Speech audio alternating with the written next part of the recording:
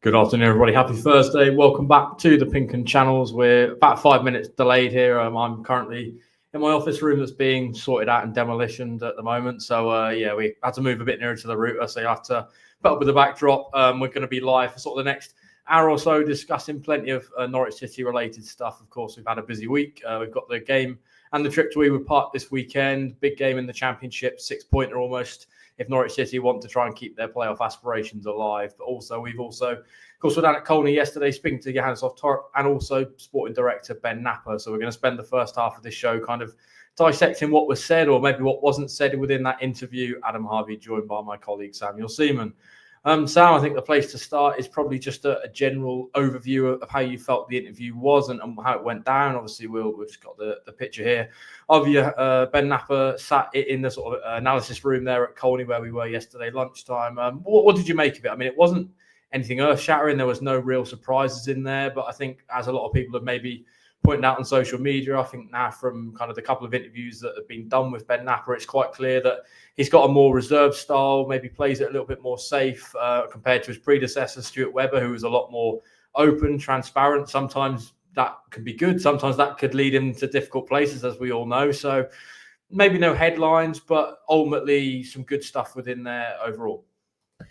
Yeah, I think you're right to say that it was basically what we expected. And to be honest, it's at a stage of the season and of the whole long-term project where that's probably what's going to be said. I think you had almost the answer to all of the questions in the first one that Connor asked, actually, which was, how do you feel things are going? And he said basically exactly where he thought they would be at this stage. And based on the fact that it is a long-term project, they are currently looking, certainly on the stats and on the average of their performances, like a pretty average, pretty standard Championship team.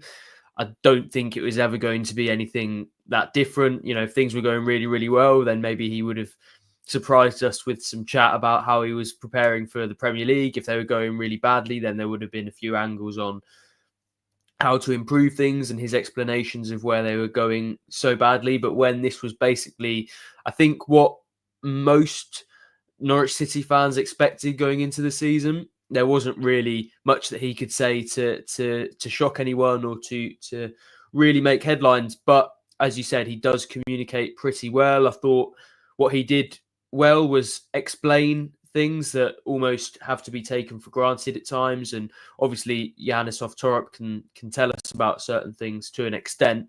But when you have somebody there who is responsible for that analytical thinking, who ultimately is in charge of the footballing operation and who makes those decisions, actually explaining the thinking behind it, I think that could be valuable. Maybe not necessarily at its best now, but if they do sell a player who people are disappointed to lose in the summer, if they make a decision that maybe doesn't make sense to them, they can go back to this and they've got the context of sort of why those decisions have been made and what sort of direction they're trying to take things in. So, yeah, I thought it was helpful for fans to have that communication, even though, you know, as you said, nothing was really a shock and there weren't any huge headline grabbers. But I'll throw that back to you, Adam, and ask what you made of it. Do you feel similar? I suppose you've sort of given that away with what you said earlier, but yeah, it felt like that to me at least.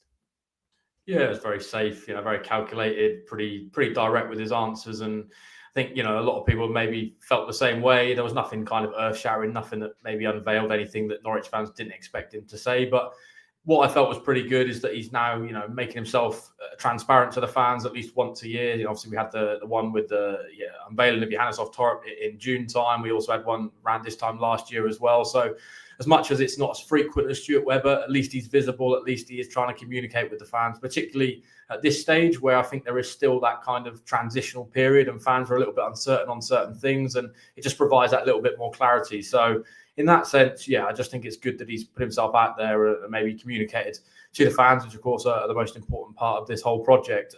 Let's drill into a few components of what was said. I think recruitment and squad building is probably the place to start, Sam. Knapper feels they're in a good position. Lots of work's, of course, been done. If you compare this to this time last year and a lot of the players that were in the building, it feels very different. You know, the age of the squad, the players they've got in the building now. Where do you kind of Do you kind of agree with that assessment? I suppose January feels like they've done a lot more further business in bringing in a lot of younger players again. The likes of Eurosec for the longer term, McConville for the longer term. So are you sort of happy, I suppose, at where they're at and sort of his assessment of the current state of play? I think there were bits that I agreed with and bits that I disagreed with. The main takeaway from it, I thought, was that it feels like the squad is in a pretty good place now, age-wise. And I think if you sort of do the mean average, then that's probably correct. You balance some of those under 21s with the sort of over 30s.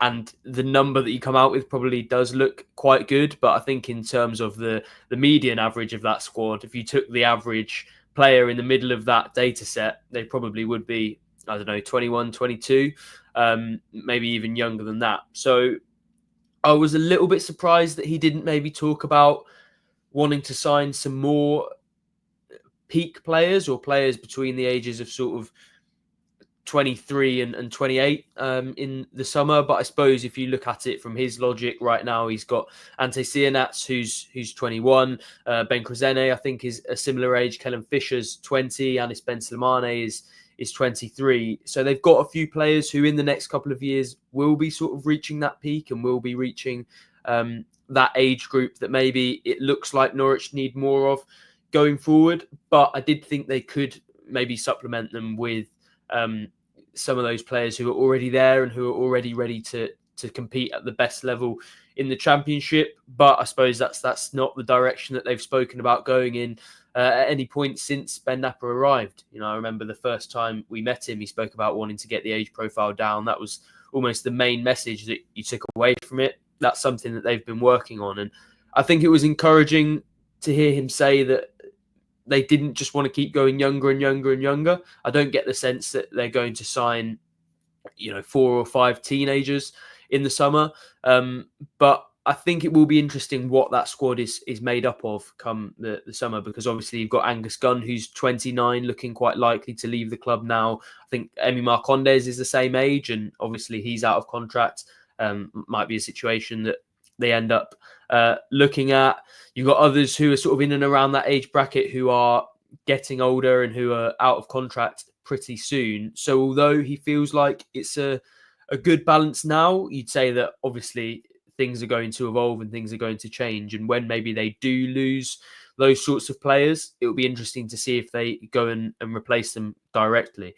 I think what I took from Knapper yesterday was that isn't going to be the case. And I don't think we'll see them, lose a 29-year-old Angus Gunn and replace him with an 18-year-old who's played 10 senior games in his career. But I don't think it will be losing a 29-year-old and getting a 29-year-old in, for example. So, yeah, that'll be interesting, and probably most of the evidence will be in the summer and in terms of what they actually do. But that's probably the one area that I was surprised by, even though I did understand his logic based on what he said before. But what about you? What did you make of that sort of squad building section? Because it felt like there were quite a few elements to pick apart. Yeah, I probably shared quite a few of the fan views, I suppose, at the moment, that maybe that sort of mid-20s bracket, sort of 24 up to maybe 27, Norwich are missing a few of that kind of type of player, particularly those maybe with a little bit more Championship experience, just to help kind of guide those younger players. Because if we're being realistic, if you kind of, as you mentioned, take the kind of average of age of the squad, it's kind of skewed a little bit by the fact they've got a few of the older types of players, the likes of Shane Duffy, Kenny McLean, a few others within that camp. Obviously, they lost quite a few of those in January that were maybe in that higher upper echelons in terms of age. So I did feel that's an area that they are a little bit short on. Obviously, of course, these players are now a further year on from when they were recruited last summer. A lot of the ones from overseas are starting to get to grips a little bit more with Championship life. And he did kind of speak around, have them having to get used to, I suppose, comfortable within the building and the team and be able to voice their opinions within the group. And over time, and particularly over this season, that's going to become more of a reality. And obviously next season, you feel like they'll push on even more. But I still feel personally they are a little bit short in that area. I felt that he would come out and make it pretty clear that that's an area they needed to do a little bit of business in, just to supplement what they've already got, because it's not going to take away from the youth policy they still have, because the whole core of their squad really, you take away those few players, is he's predominantly very young, but that's obviously something that they're not feeling they're too worried about. And I suppose you speak and listen to Torp over recent times, he hasn't kind of indicated that's an area that he particularly feels they need to address. So you've got to trust them. Obviously these are the guys driving the vehicle and driving the project forward. So we'll see what we get. In terms of the summer ahead, obviously he did kind of speak around last summer maybe having a little bit more change than he expected. Do you I suppose, did you take away anything from his comments that it's going to be another busy summer, or do you kind of expect it to be a little bit more quiet, I suppose, relative to last year? I think based purely on squad numbers, it has to be just slightly quieter, but I think it will still be pretty busy based on what he said, and also the noises that we've been getting from Torup and elsewhere over the last few months. You got the feeling that they didn't feel it was a project that was done yet. Obviously, the number of players who are out of contract, that was always going to be the case, but also you look at, and I'm sure we'll come on to these, but the likes of Borja Sainz, Marcelino, Nunes, their contractual situations, the fact that there will definitely be interest in Josh Sargent again. And it does feel like they'll need to do a certain number of players. I think they have probably done, a good number in terms of those who reflect what they're trying to do. And I actually found it another interesting part of the interview when Knapper said that everything they're doing now is based on work that they've basically taken from the very start of the process all the way to the end. There's not any sort of overlap with recruitment that was done under previous regimes or anything like that. So they are clearly getting towards that level. But ultimately, you can't really, I'm sure if you were Ben Knapper and it was as straightforward as coming in, identifying the players that you already have that you want to keep, and then they definitely stay for the next 3 or 4 years, and all you have to do is build around that, then it would probably being a sporting director would be a much easier job than it actually is. But the fact is that they do need to evolve with those changes, and that's probably where the most of the business or the most important business will be done in the summer. So I'm not surprised, especially from the noises that we've been hearing, that he spoke about another sort of summer of change. But I still think, especially in terms of the players who will be coming in, not necessarily as direct replacements for star players, I still think it will be quieter than maybe it was last summer, because you just look at those squad numbers, and even if a couple leave, they can't quite do 9 or 10 or whatever it ended up being last summer, because then you'll just have too much rotation and too much turnover in that squad to ever really build a proper team that sort of understands each other. So without putting a number on it, I think it will be a busy summer, but not sort of a ridiculous, crazy one like it was, like it felt like at times last summer.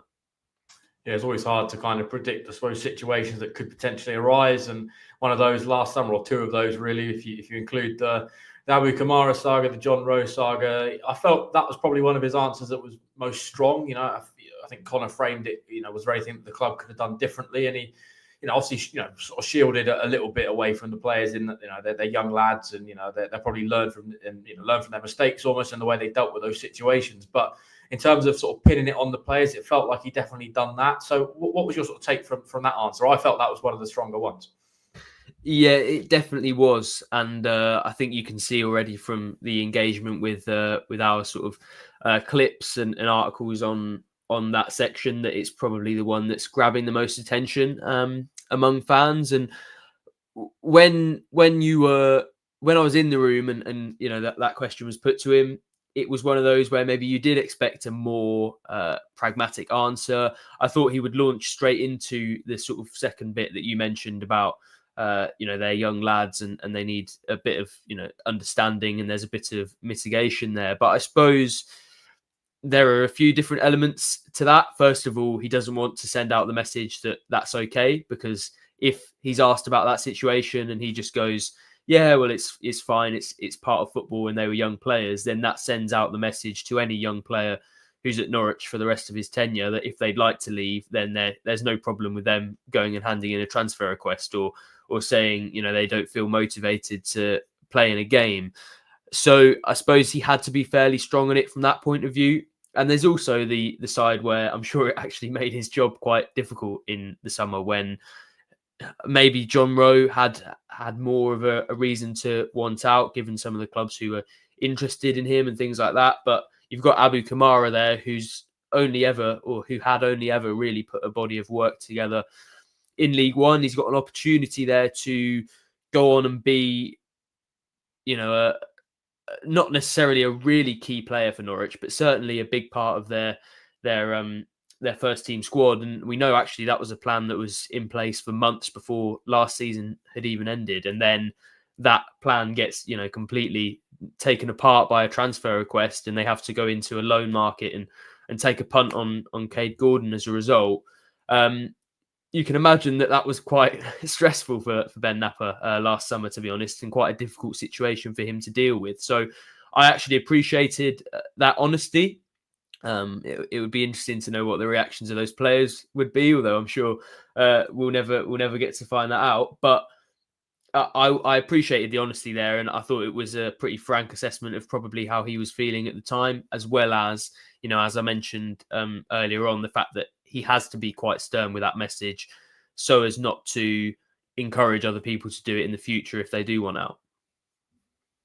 Yeah, one response that felt very different, maybe relative to the days of Stuart Webber, was around selling players, and maybe Norwich being in a position where they don't have to sell individuals now. Obviously, that's much down to Mark Atanasio. Obviously, that will move through and be rubber stamped by sort of the end of March time. So approaching this window, it does feel a little bit different. But for me, there was also kind of that realization and just putting that messaging out there that the whole model around Norwich is around trying to build these players, obviously, eventually to the point where they attract lots of interest. They want interest within their players, and naturally the cycle means that they will move up, up the food chain as such within the football pyramid. And there's, naturally this summer going to be interesting. The likes of Josh Sargent, Borja Sainz, Marcelino Nunes. We'll talk a bit about their contractual situation in a moment. But yeah, I suppose that messaging, Sam, I suppose that's positive to hear as a fan, because you want to be, you want players that are going to have sell-on value that clubs are interested in, but it also helps Norwich attract these players because, you like the likes of Forson. I think he spoke when he arrived about almost Gabriel Zara being an inspiration. The fact he managed to get that move to Galatasaray, obviously that's worked out pretty well for him thus far. So what did you make of that segment of the interview?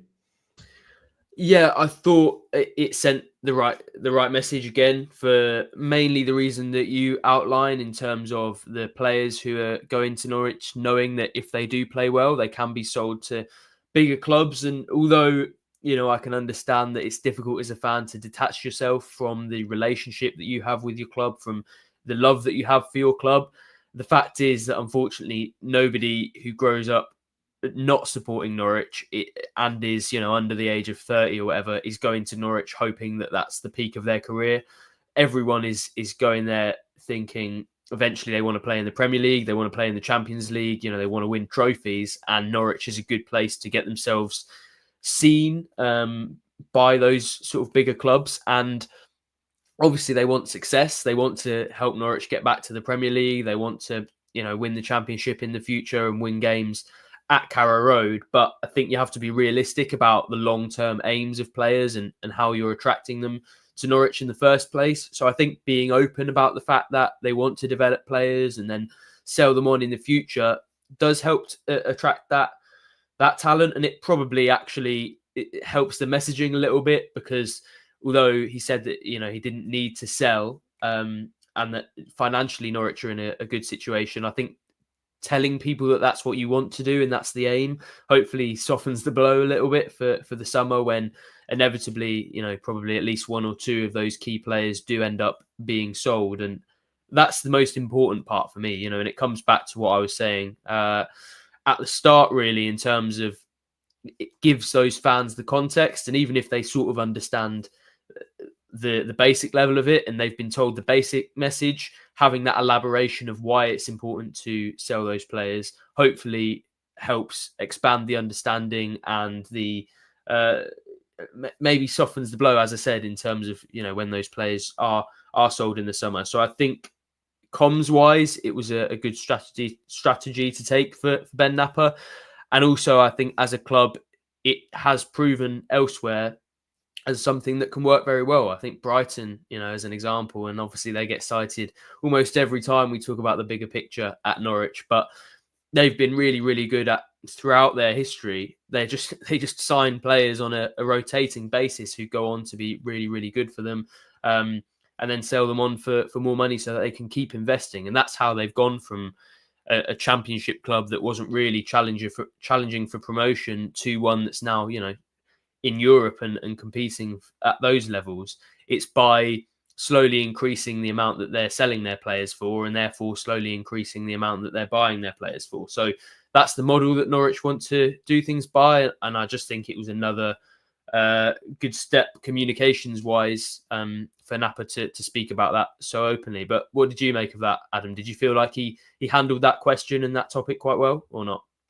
Yeah, I just think being transparent with the fans is obviously a huge plus, particularly around transfers. And I think even this summer just gone, maybe we're not quite seeing the fruits of some of these players yet, but they've sold Zara. It managed to allow them to bring in 3-4 players where hopefully within time, these players will, maybe 2 of them will reach that level where Zara was in terms of sell-on fee. Norwich can eventually start to reinvest more money into their players. And the fact they're now in a position where the Atanasios in place to ultimately reinvest pretty much all of the money they recoup into players and back into that playing squad is obviously huge, because you contrast that back in the day where they'd have to sell individuals like Maddison to ultimately just keep themselves afloat. It wasn't because they could then go and pump that money straight back into the playing squad. So I think for the long term, and obviously trying to adopt a little bit, as you mentioned, the Brighton model almost, where eventually you can try and get yourself hopefully to a point where you can stabilise in the Premier League, start to invest in individuals, and gradually you'll start to buy players for higher fees. So I think that's pretty fair, everything he said. And ultimately, that is the model, that is the expectation of Norwich at the moment, and it helps them attract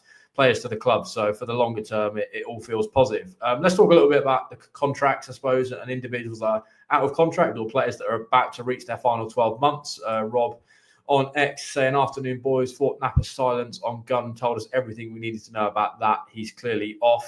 Let's start with those players out of contract this summer, Sam. Obviously, Angus Gunn, one of those. Emi Marcondes, Jakob Sorensen. There's a few others within the camp. So did you get sort of any steer or any feeling, I suppose, that any of those players would be offered new deals? It's always a tough one to say, and that was probably one of the areas that he was least committal in terms of what was sort of going on. He said there were talks happening with every single one of those players, but it didn't really change my belief in any significant way on many of the players. I think, Rob's example of Gunn is probably one who looks unlikely to be at the club beyond the summer. I think that's one that's sort of become clearer and clearer as time's gone on. Your first choice goalkeeper, who is on fairly significant wages compared to the rest of the squad, that's too complex a deal to just sort of leave until late in the season and then deal with and sort of accelerate talks. That's one that probably, if they were going to do, they would have been looking at last year and pretty early on in the season. So I'd agree with his assessment that it looks pretty likely that he leaves in the summer. I did find some of the stuff that he said about the factors you need to consider aside from performances on the pitch in contracts quite interesting. Obviously, there is that squad building element that doesn't just come down to signing new players. It's about the sorts of players who you keep. He also talked about opportunity costs, which I actually thought was something we don't really talk about too much, but there is that mindset as well of, if you keep this player, does another player get a chance? You look at the midfield, for example. We know how densely populated that is. They've got sort of 9 or 10 first team central midfielders now, and if you keep Emi Marcondes, is there really any chance that Gabe Forsyth gets a chance in the first team? If you keep Jakob Sorensen, how far down the pecking order is Liam Gibbs when he comes back from injury? And if they do want to produce that young talent, they almost need to leave those spaces a little bit free for them to sort of come through. So I'm not saying that, Marcondes and Sorensen definitely leave, but just as an example of how they're thinking about things, I think that midfield area is an interesting one. So if I had to guess in terms of numbers on these players who are out of contract, obviously Ono Hernandez is another one of them. I'd be surprised if it's more than 1 or 2. And to be honest, there wasn't much that Knapper said yesterday that really change my mind on that. But what about you, Adam? Did you get any sort of sway as to any of the players? Did you feel like there were any individuals who might apply to what he was saying? Yeah, not particularly kind of with you. I think you kind of take everything he says, everything Torp said the other week in the press conference about there hadn't really been a meeting for over a month around these individuals. And you kind of get to that point where you're starting to think, okay, there's only 12 games to go this season. Players are now in a free position to speak to clubs overseas. That's a little bit alarming to me that maybe they're not willing to give these players new deals. I suppose a lot also maybe depends, as Knapper sort of alluded to with Sainz and Nunes, relative to where they are in terms of the league. Obviously, it's easier to frame maybe if they get into the top six and then they do get promoted. Ultimately, these players might not be required. And I think that's probably a bit of a pipeline dream. But even if they finish in the top six, it probably changes the dynamic slightly. Where if you finish 10th and the season plateaus a little bit, maybe there's kind of more of a conversation to be had with certain individuals if you feel maybe they are still a little bit too young in terms of the squad age or whatever. So I think these things are quite fluid, and maybe there'll be changes between now and the end of the season. But in the here and now, yeah, I'm kind of with you. I think maybe one of those two midfielders might get a new contract, but I really can't see much past that. Maybe Archie Mayer in terms of sort of a younger goalkeeper, but aside from that, not a lot. In terms of Sainz and Nunes, that was a little bit more meat on the bone, I suppose, around that one. And speaking around that, kind of the point I just alluded to there in regards to maybe it being a little bit fluid and depending on where Norwich are at and sort of maybe the camps are all in conversation and dialogue, but at the moment they're not quite on the same paths as such. Where's your head at, I suppose, in terms of that response and those two individuals? Yeah, it's a tough one because, again, I don't really feel like that changed my view on them too much. Obviously, he spoke a lot about the fact that they've been in dialogue, and I'm sure that's very regular. But it doesn't really feel like the position has changed much from what he was saying at the AGM, for example, when he spoke about sort of Borja Sainz and the fact that he was constantly in dialogue with his agents. Ultimately, all the factors that applied back then still apply now. There are still very significant, very big European clubs being linked with Sainz. His performances, although maybe they aren't where they were back then, are still good enough to warrant, I think, playing in a league that's better than the Championship. And he still only has, come the summer, 12 months left on his deal. So those factors aren't really changing. And I suppose it's a similar case with Marcelino Nunes, who obviously hasn't captured as much attention as Sainz, but I think for Norwich this season has been almost as important and probably much more consistent as well when he's been fit. But I think for him, it comes a lot down to the sorts of offers that Norwich have on the table, because with Sainz, it's quite predictable that there will be offers between that sort of 10 and 20 million bracket that they'll have to then deal with on their individual merits. But you can almost predict that Sainz situation and how it unfolds from now, really. Whereas with Nunes, because there's less talk about him externally, there was obviously that link with Everton, but we don't believe there was any bid made by them. And aside from that, there's not really much noise. So it's quite hard to judge where clubs across Europe are on Nunes. And first of all, whether they're interested in him. And then secondly, how much they pay for him. So I think that's one more to get to the summer, because ultimately, if it's 3 million on the table for Nunes, or you keep him for another year, you'd probably rather keep him for another year, especially in a team that will be a bit more assembled and a bit more ready. You'd like to think to sort of aim for promotion next season. Whereas with Sainz, I think it's quite predictable that clubs will come in with the sorts of fees that at least will be close to what Norwich will want for him. And for me, if I had to say now, it feels fairly likely that he goes. So yeah, again, my thoughts on those situations didn't really move on from anything that Knapper said. And when he, says encouraging things like we're in talks, that's always going to be the case, because if Sainz form, nosedives, if nobody ends up wanting him in the summer, the agents don't want to be in a position where they've told Knapper, oh, he's definitely leaving, don't bother chatting to us about a new contract. And, ditto Nunes, obviously, to a lesser extent. So, yeah, as much as the word talk sounds exciting, I'm not sure that situation has really changed too much. And neither of my feelings on it, to be honest.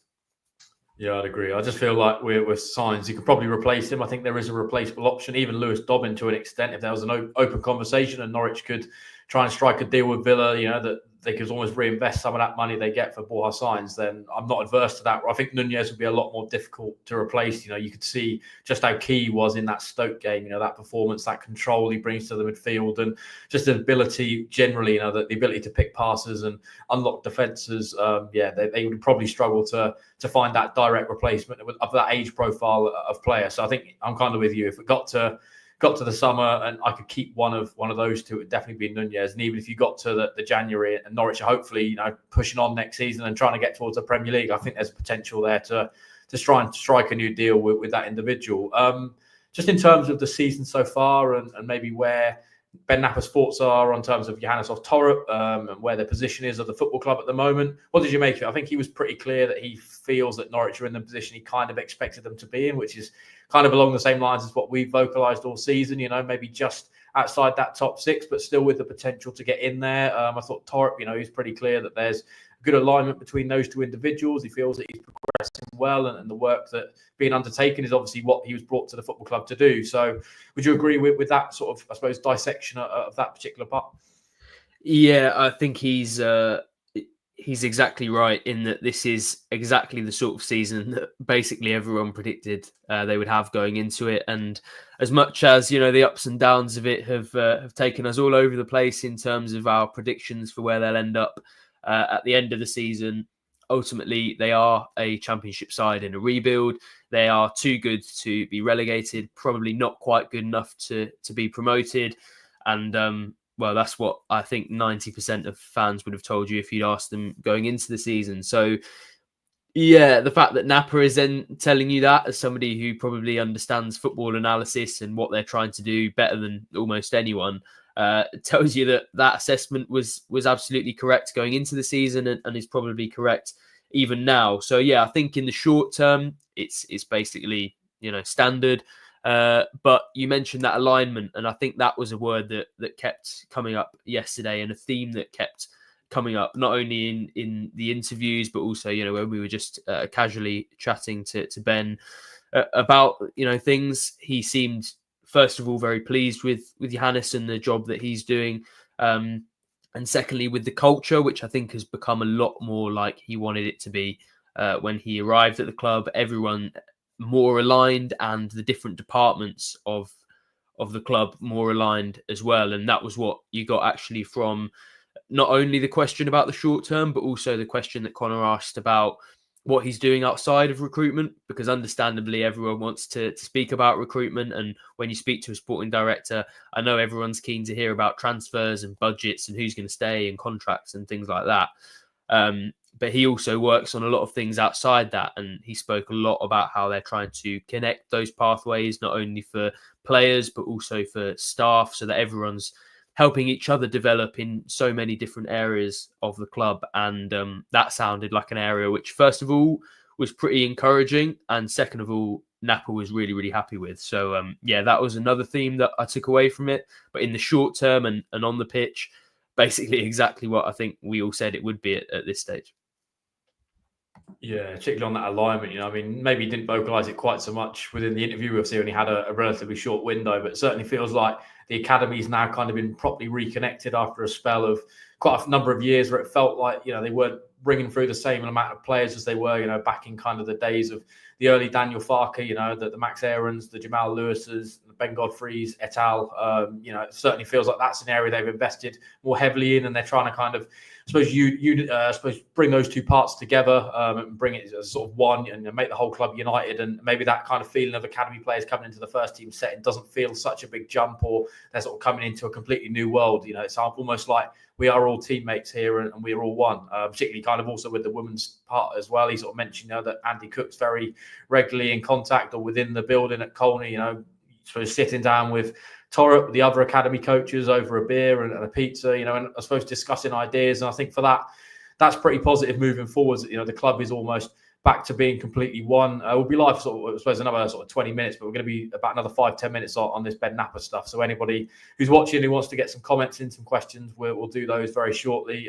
Before we kind of divert into a little bit of that, Sam, just on terms of the injury situation and Ben Knapper's thoughts on that, what was your take from that? I mean, he did speak quite a bit about obviously how difficult it is with contact injuries. It's not something the club can control, but he said they're certainly evaluating, assessing, dissecting the soft tissue ones, the ones that are a little bit more preventable, and looking at load management, the way that they, train the players, and I suppose also kind of that recovery and all those elements that come into play. So what did you make of those comments? Do you think that's an area that Norwich do need to try and address? And is that something you think under Ben Knapper and after his comments that they're going to try and do, I suppose, moving forwards? Yeah, there were areas that I agreed with and disagreed with in that section, to be honest. He said that you have to treat injuries like, you can prevent them. And of course you have to. There's no value in saying, oh, well, it's unlucky and there's nothing that Norwich can control. So it's encouraging to hear that they're assessing those injuries, that they're looking back on them and trying to see what they can do differently. He actually said that they do that after every single injury. So, yeah, it must have been a busy season for that sports science department. But the concern for me is that they haven't produced any results yet. You can do all that assessment if you want, but they've now had 6 months of really struggling with injuries. It feels like they've been a consistent theme throughout the season, and that's not just bad luck. There must have been things in that process that they could have done to prevent them, and yet the injuries still keep on happening. And it feels like things maybe are getting a little bit better at the moment, that they're maybe 3 or 4 players away from having that full strength squad, especially in that midfield, but they haven't completely solved that problem yet. So I think the problem that they have is actually solving those issues rather than identifying what they are, because you'd like to think that if they spend that much time and give that much energy to the process of assessing the injuries, then they have been able to do that and to identify what the problems are. But then you'd like to see a bit more put in process in terms of how you stop those from occurring. I also think that the number of contact injuries they've had actually hasn't been necessarily that high. There was a time when they maybe did have 3 or 4 in a row, but how many times this season have we heard hamstring or thigh? Josh Sargent's injury was a groin issue as well. So yeah, there have been injuries that could have been avoided. They have been a bit unlucky, but I'm not sure they've been quite as unlucky as Knapper was saying. And there were probably bits of that section that I agreed with and other bits that I disagreed with. But what did you make of it, Adam? Yeah, I completely agree with you. I felt certain elements were fair, but for me, it's still an area that I think the club's got to really drill into, because if they want to try and build a team, and actually Tarek spoke about this yesterday, the fact that he's not been able to field a consistent team over a period of games, and ultimately in the Championship, injuries are, part and parcel of the game. But if you want to try and string together results, you want to try and get yourself in the promotion mix, it is all about trying to keep your key players fit and all together at the same time, because I think, I can't remember the exact statistic off the top of my head, but the amount of games that Sarge, Sainz, Nunes, Kenny have all played together this season is very few and far between. And you can't help but feel that if those individuals had played together for, let's say, 70% of the games this season, that Norwich would probably be in that top 6 mix. I think probably closer to sort of where Sunderland are at the moment, more compared to sort of where they are. So obviously that's, all hypothetical and ultimately I'm just giving my opinion on that and people might disagree, but I certainly feel with those individuals, when we've seen the high ceiling that Norwich have got, at points this season against teams, they can be competitive at this level. So yeah, it's certainly an area I want to see them do more work in and properly have a review over this summer, because, clearly there's some work to be done, but, it's good that they've kind of got that awareness. I suppose it's not something that's being pushed under the carpet. Killian agrees with you, Sam, says Knapper only talked about the processes around injuries, not the outcome. This is not the first season. It's certainly not the first season that has happened. DRG saying, I enjoyed Knapper's talk. Fans seem confused by him saying we should get playoffs. He wasn't ever going to come out and say we don't care about promotion. Top 6 finish would be great, in my opinion. I suppose just to sort of round off this debate at this point around Ben Knapper, Sam, what did you make of his kind of assessment of his current state of play as sporting director? He did kind of assess and his learnings and maybe his journey to this point at Norwich, being in the building now, almost 18 months. And I think there's been some good points, maybe been some difficult points. Had a couple of windows now as well. So, what did you make of his assessment, I suppose, of himself? Yeah, I found it one of the more interesting parts actually of the interview. Another one of those.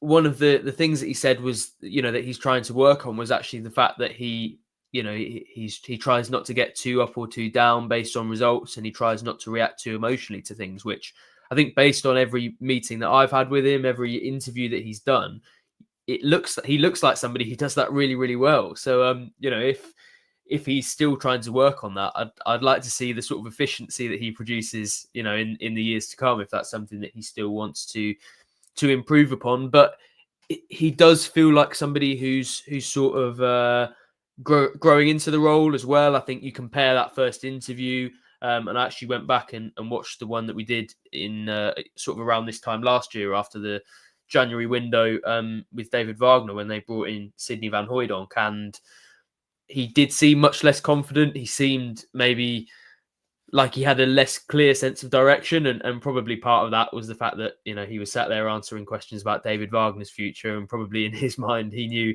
exactly what the plan was going into that summer. But I think he's gained that clarity. He's gained a bit of confidence in how he deals with that, and I think that's come across in his interviews, which actually he spoke about in terms of his approach to the media and communications. And there was the question about, compared to Stuart Webber, how little he's done. And I don't think it's actually that much less. It's not like Stuart Webber was doing media, every month. He didn't do post-match press conferences or anything like that. It was still at the big moments in the season, especially later on in his reign, when actually they became really, really rare Stuart Webber interviews. So I actually don't think the interviews have maybe been as scarce as some people feel like they have been.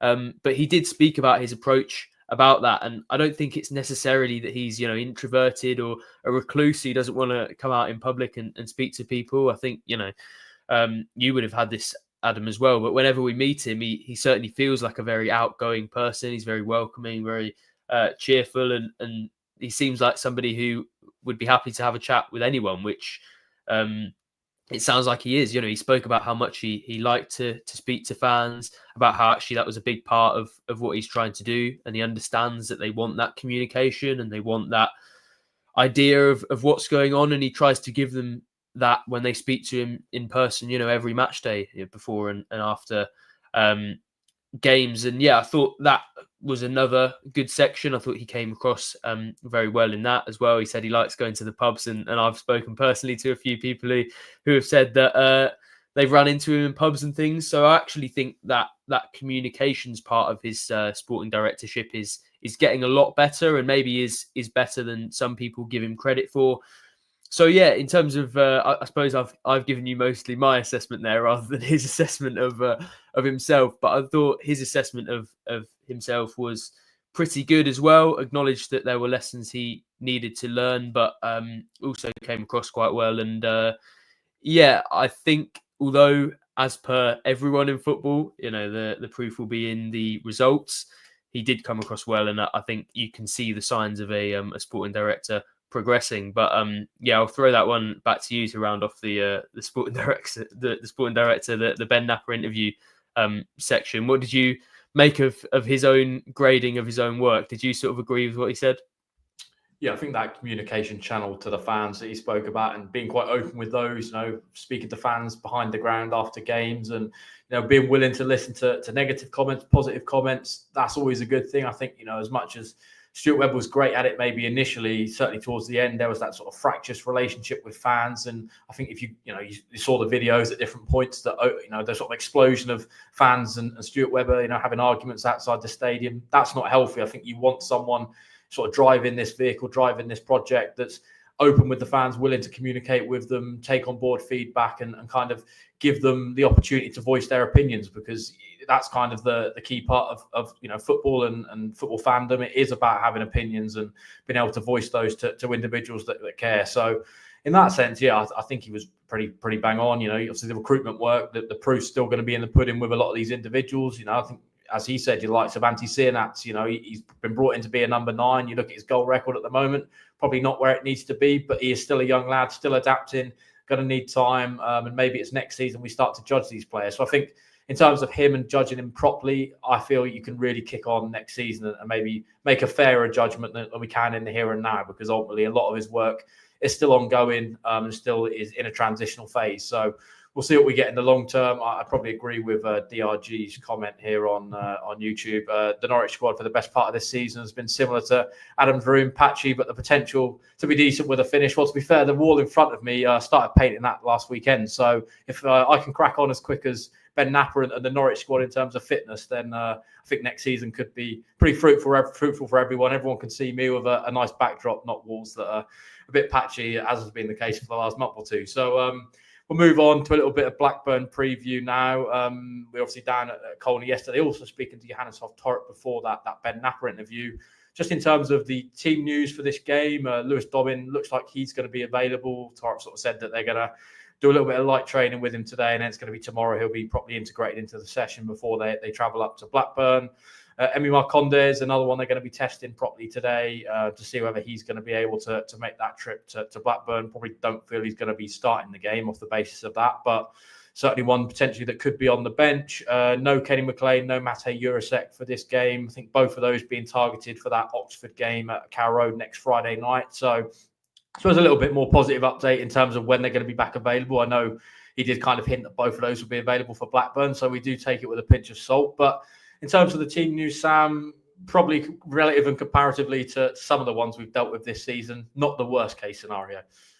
No, and whenever you ask him the question about any new injuries, that's usually when there's a sharp intake of breath, and probably all of us sat there transcribing it are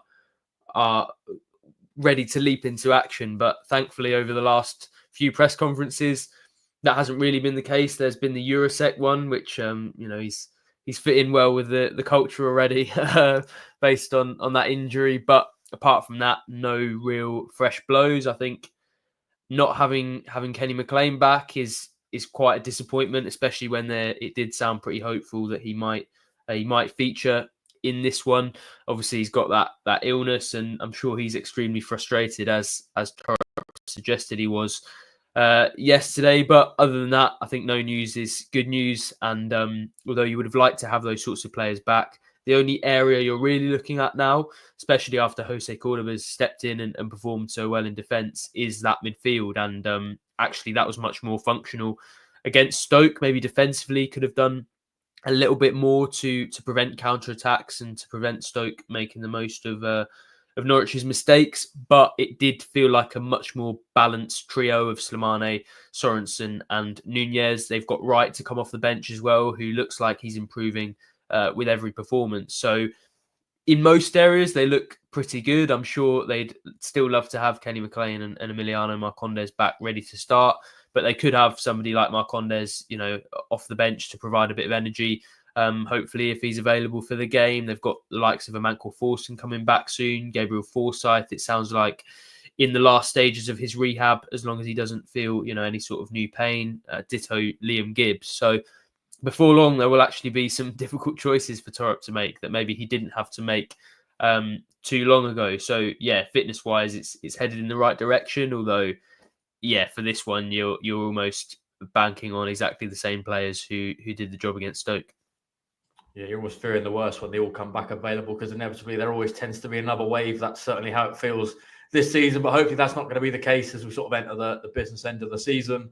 One player we wanted to ask you a bit about, Sam, and maybe Torp's comments yesterday. Shane Duffy came under a bit of scrutiny, a bit of criticism after his performance last weekend. At fault for, you can debate the first one, whether it's a foul or not, but obviously Dillian dallied a little bit on the ball for a bit too long. Obviously the penalty he gave away, there was a couple where he got a little bit so fortunate with offsides and various other things. Obviously Torp was asked about it yesterday in his press conference and kind of said about it being almost part and parcel of the game, and the way Duffy and Norwich are trying to play is obviously very heavily around possession and playing and building up from the back. So there will be mistakes. They will give the ball away at different stages, and it's just about trying to prevent those opportunities as much as possible in the way they're structured.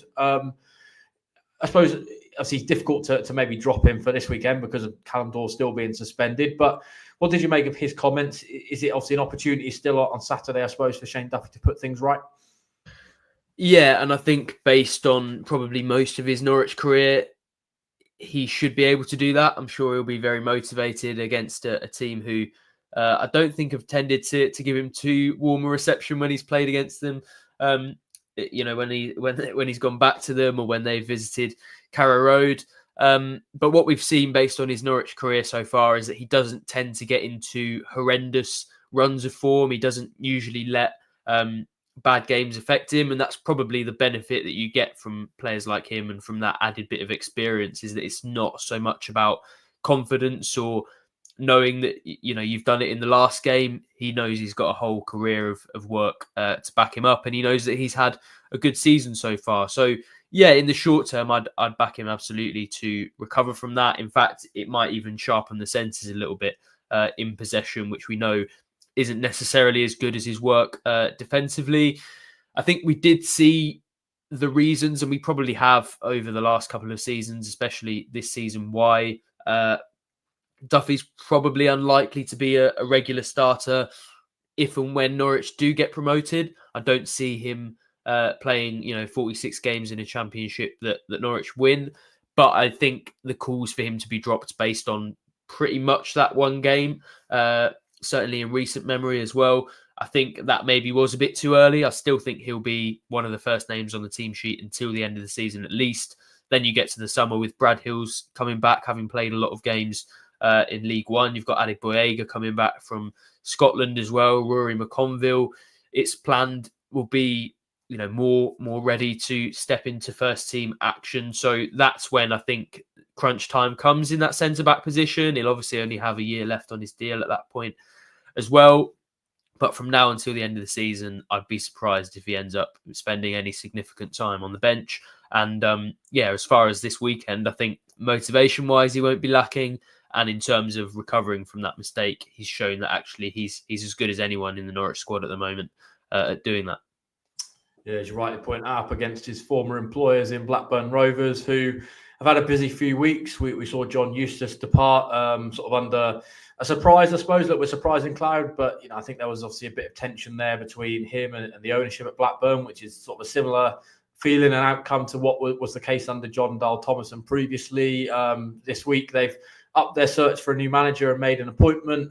Valerian Ismail, obviously formerly of Barnsley, Watford, West Brom, had a spell at Besiktas, quite a long career, I think, in Austria and Germany. So a very experienced manager, maybe more of in terms of, you look at kind of his recent history, feels a little bit more of a short-term fix for them. Doesn't tend to stay anywhere for a sustained period of time. Obviously, David Wagner was in the run-in at one point, so probably a relief from a Norwich perspective that we don't have to worry about that narrative for this Saturday. But what do you sort of expect from them, Sam? It's probably a little bit difficult because obviously we've not seen them under Ismail yet. It's his first game, but they're in the top 6, 4 points ahead of Norwich. Had a pretty positive season up to this point, but 3-0 defeat at Swansea last weekend probably shows the kind of inconsistencies within this league. I suppose those teams in that top 6 mix.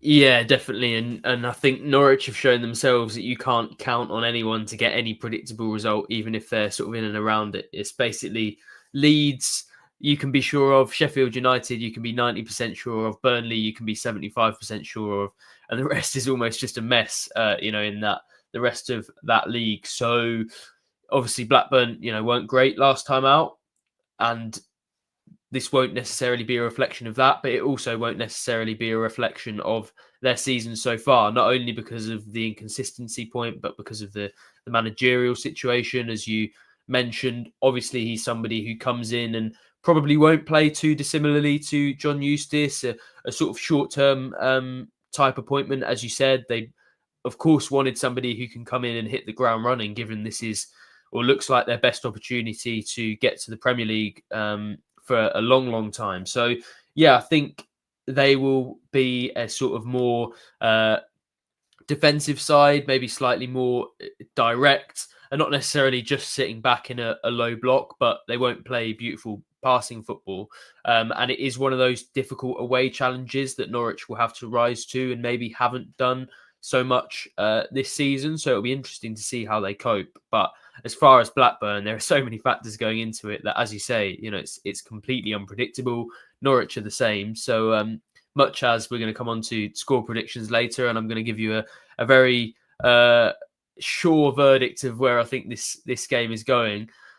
Really, it's a bit of a toss-up, and none of us have any idea. So it'll be interesting to see how it pans out.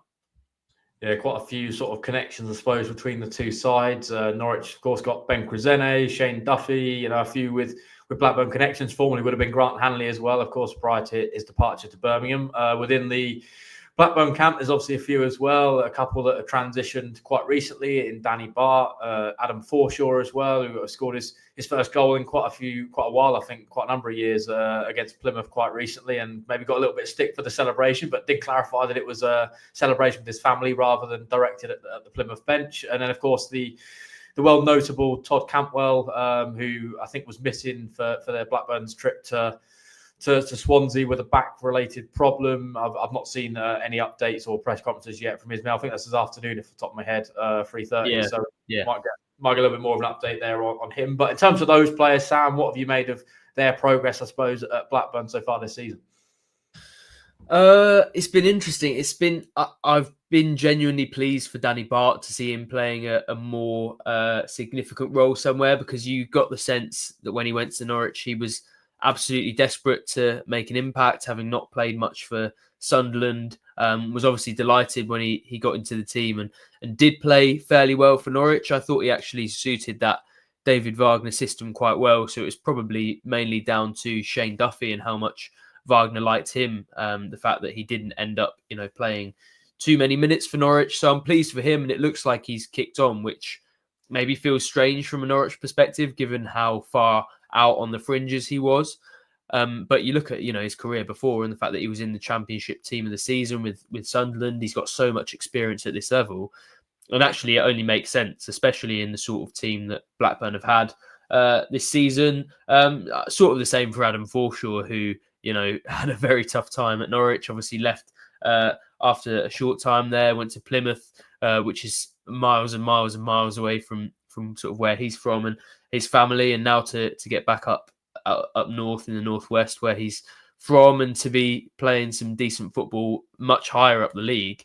It all seems to have worked out for him. So on a personal level, you've got to be pleased for those guys. And then Todd Cantwell, who I think has encountered some of the same problems that he's basically had throughout his career at Norwich and at Rangers. It was similar themes, and there was still the slightly cryptic social media posts, which I don't think there have been as significant a sign of at Blackburn, but maybe there have been sort of hints of that.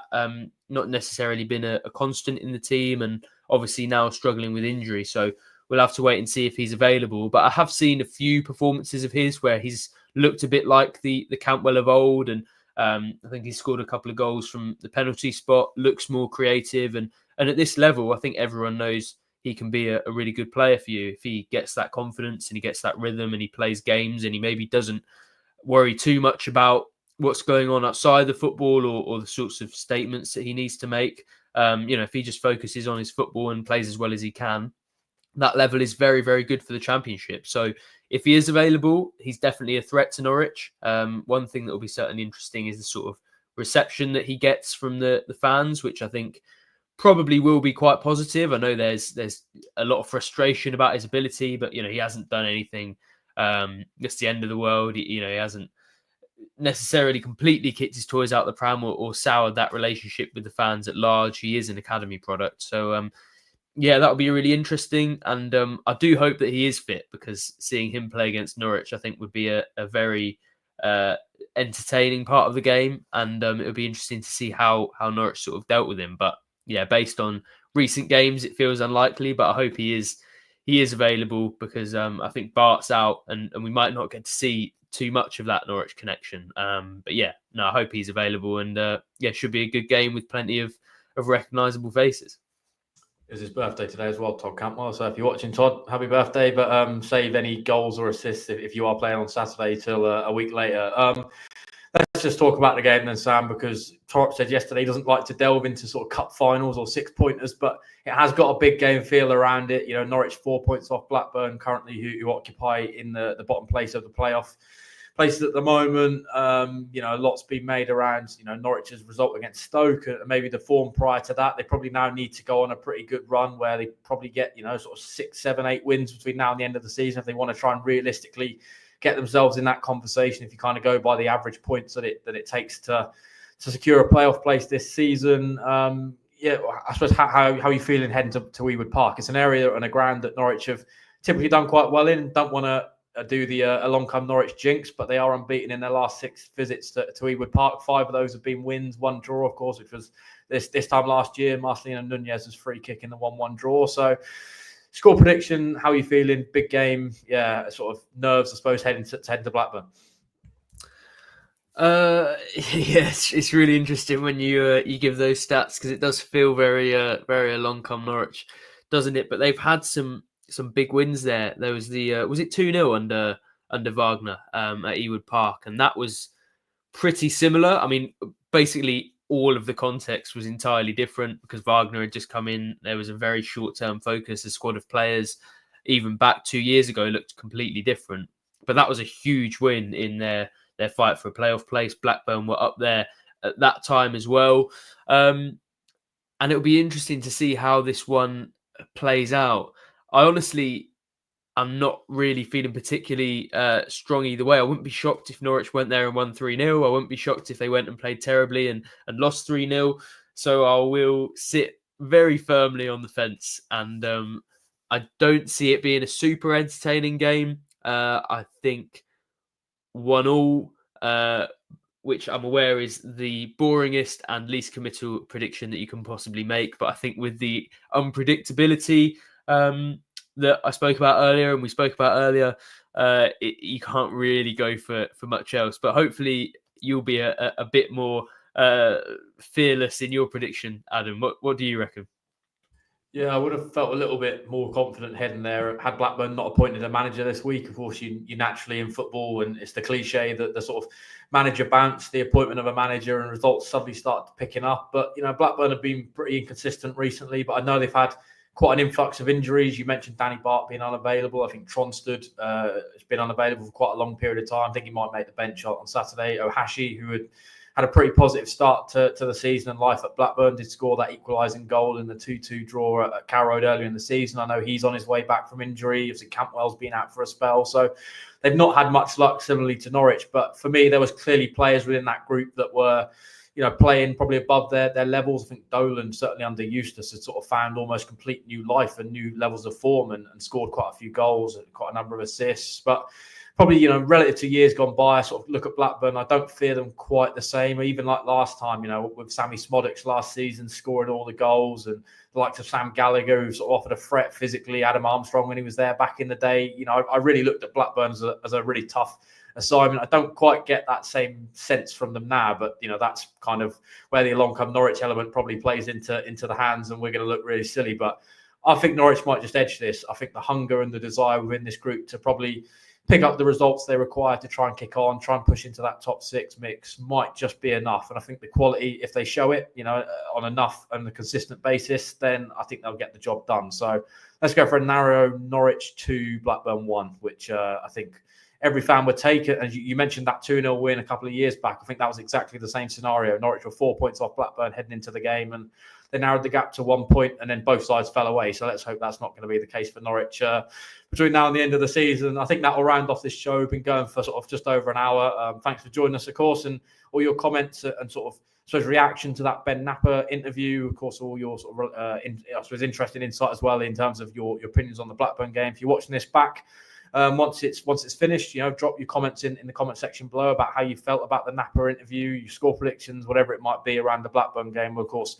read those after this is finished. Plenty of good content across our channels already, obviously, as we mentioned, and as we've been talking about, the whole Ben Knapper interview is available on our YouTube channel. So if you've not yet had an opportunity to go and watch that, then definitely well worth giving that a watch, and of course letting us know what you think. Johannes Torp's press conference from yesterday is also available on the YouTube channel, so a full sort of update there in terms of the squad news and everything that needs to be known ahead of this game. I'll be speaking to a Blackburn fan fairly shortly this afternoon ahead of this game, so a little bit more insight there on Rovers and what you can expect will be coming your way this evening. Sam will do tactics board for the morning, so a bit more of a dissection on the starting 11 and how that might unfold on Saturday. Of course, we'll be at Ewood Park as well for all your usual coverage. Team News Live from 11:30 a.m. Of course, it is an early kickoff, so anybody who's missed that, I think the game's on TV. So, definitely watch that if you're not heading to Ewood Park on Saturday. All the good usual content across our Pink and Plus app as well, which you can take out a subscription to. All the written stuff, all the columns with Ewan Roberts, Chris Sutton, etc.,